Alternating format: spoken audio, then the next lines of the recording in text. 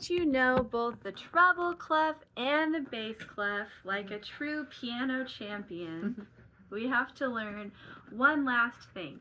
So we know that the treble clef and bass clef are both located on a symbol you learned at the beginning of this unit.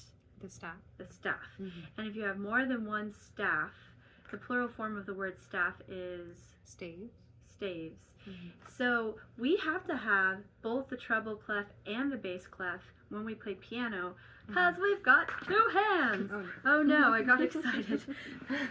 And so we have to have one staff for each hand for a total of 2 staves coming together in perfect unity.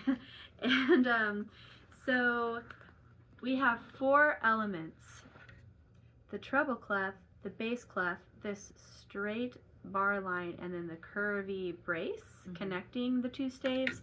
And those 4 elements come together to create something called the grand staff. It's so grand.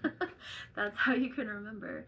And so your right hand does whatever the top staff says, and your left hand does whatever the bottom staff says.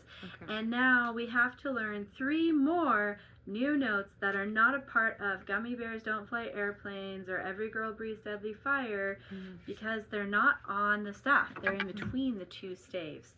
So we have bobbing B, which looks like it's bobbing at the top of the bass clef, dangling D, which looks like it's dangling at the bottom of the treble clef, and middle C, which has a line in the middle. That's how you know it's middle C.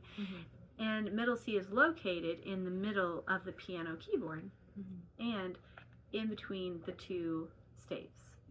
Okay, and so they're right here, B, C, D. Any questions about the grand staff? Which fingers do I use, or which hand would I use for the middle part? It depends if it's notated in the treble or the bass staff. You'll see. Yeah, good question.